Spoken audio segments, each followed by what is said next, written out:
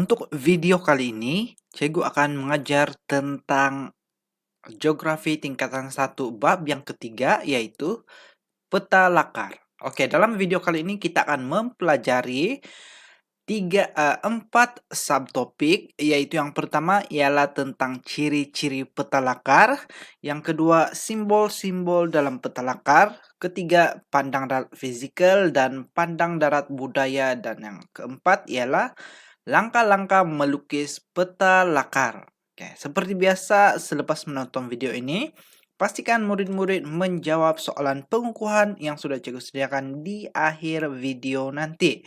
Oke.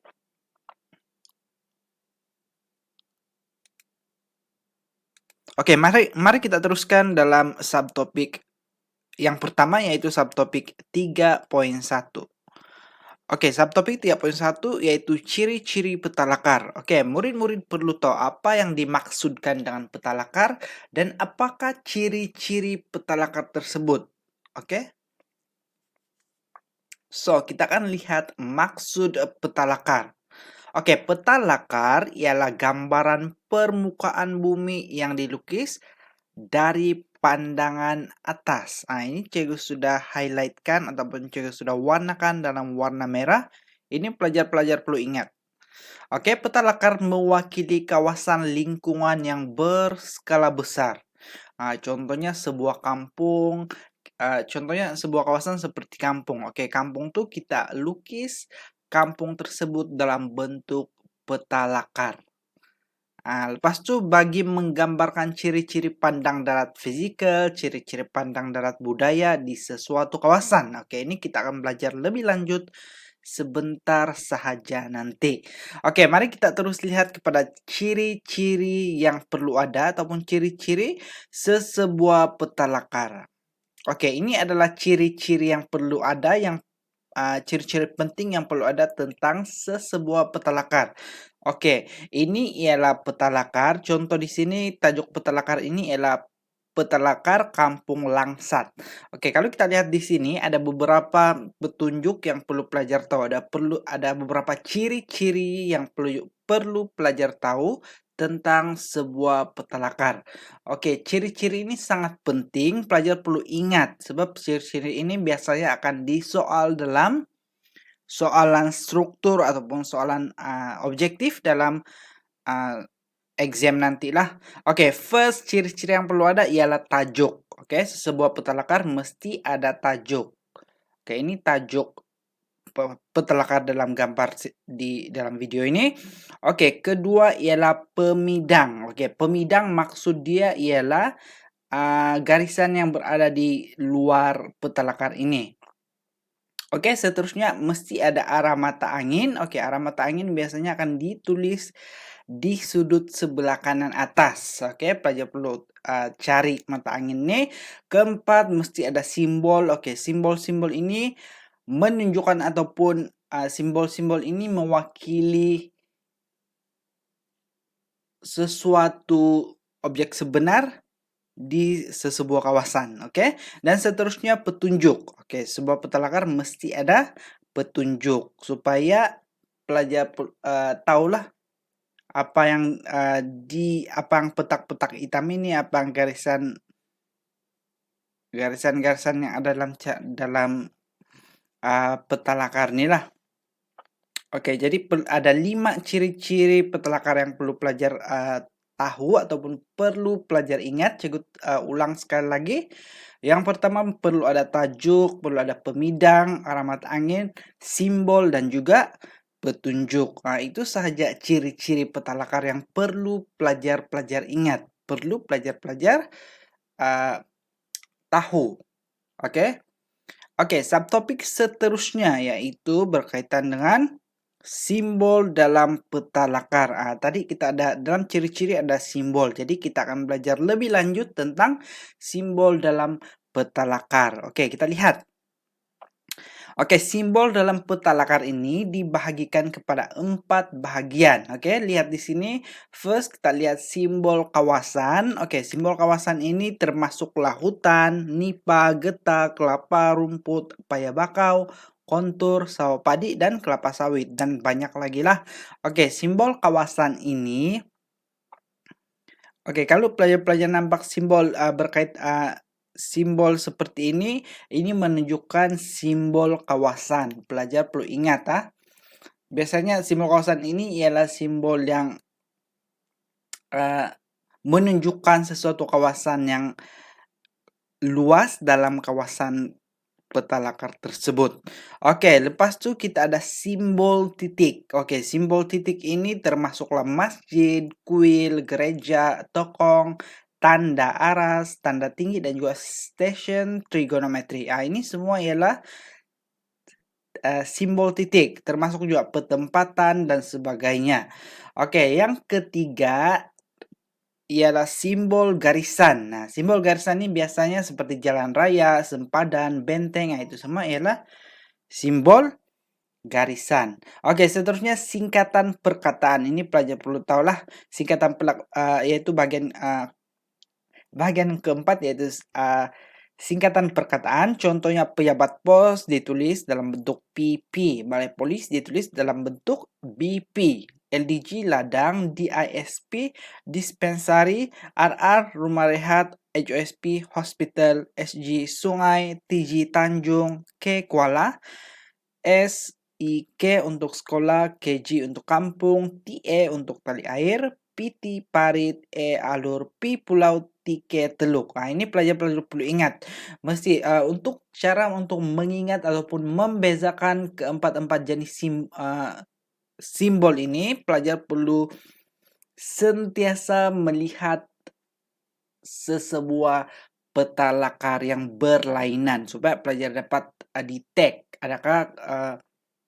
detect tentang simbol-simbol yang ada dalam peta lakar tersebut. Oke, itu saja untuk subtopik 3.2. Oke, sekarang kita masuk pula subtopik seterusnya, yaitu subtopik 3.3, yaitu pandang darat fisikal dan pandang darat budaya. Ini yang juga termasuk dalam ciri-ciri peta lakar yang kita sudah belajar tadi lah. Oke, first. Pandang darat fisikal ini ialah dia punya definisi. Cikgu akan highlightkan di sini. Pandang darat fisikal dia mesti berkaitan dengan ciri-ciri semula jadi. Oke, manakala pandang darat budaya ialah ciri-ciri yang dibuat oleh manusia. Itu perbezaan pandang darat fisikal dan juga pandang darat budaya. Oke, sekarang kita lihat contoh pandang darat fisikal dan pandang darat budaya yang ada dalam sebuah peta lakar. Oke, ini adalah pembahagian pandang darat yang sudah cikgu sediakan. Oke, pelajar-pelajar sebenarnya boleh merujuk dalam buku teks masing-masing sebab semua maklumat yang cikgu ambil ialah berdasarkan buku teks tingkatan 1. Oke, kita lihat pandang darat fisikal, contoh ciri-ciri semula jadi yang ada dalam peta lakar. Yang pertama, bentuk muka bumi, saliran, tumbuh-tumbuhan semula jadi. Oke, kita lihat di sini. Ini adalah simbol-simbol pandang darat fisikal yang perlu pelajar tahu.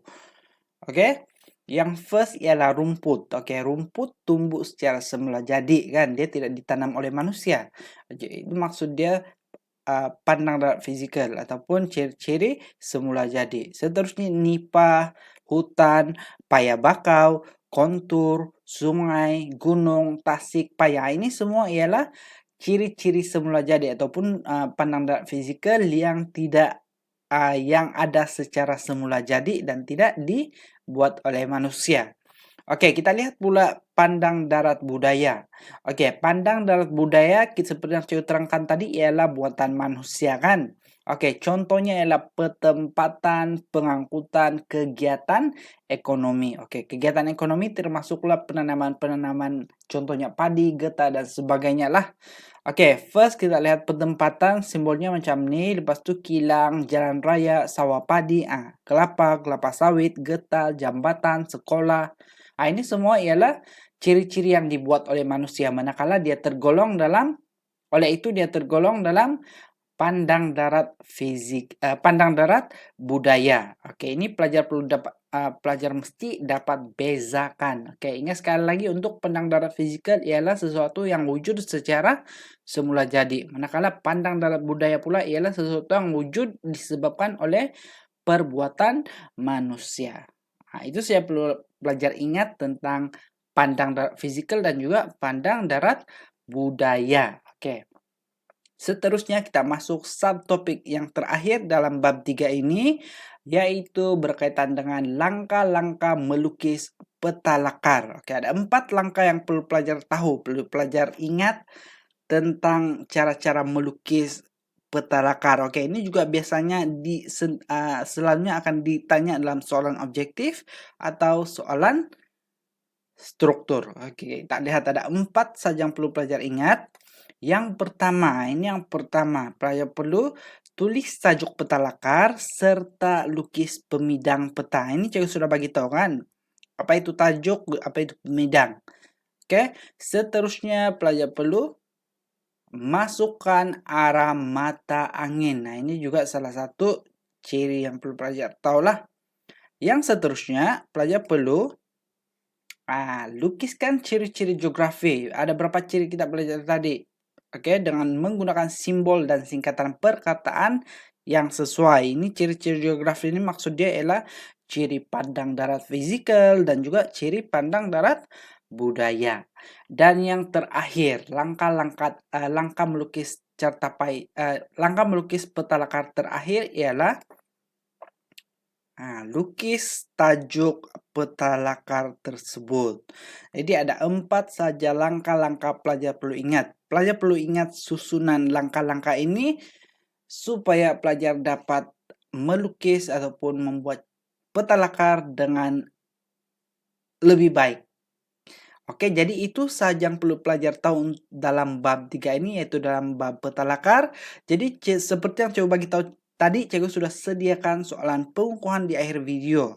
Soalan pengukuhan itu cikgu ambil dari buku teks. Jadi pelajar perlu jawab. 1. Nyatakan ciri-ciri peta lakar di bawah. Lepas itu yang kedua, nyatakan maksud simbol-simbol yang berikut.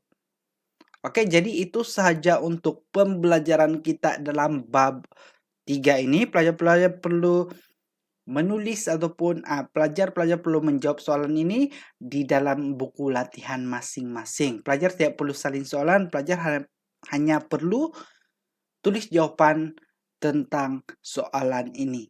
Oke, jadi itu saja untuk bab yang ketiga. Jadi kita akan teruskan dengan bab yang keempat di kelas yang seterusnya. Sekian dan terima kasih.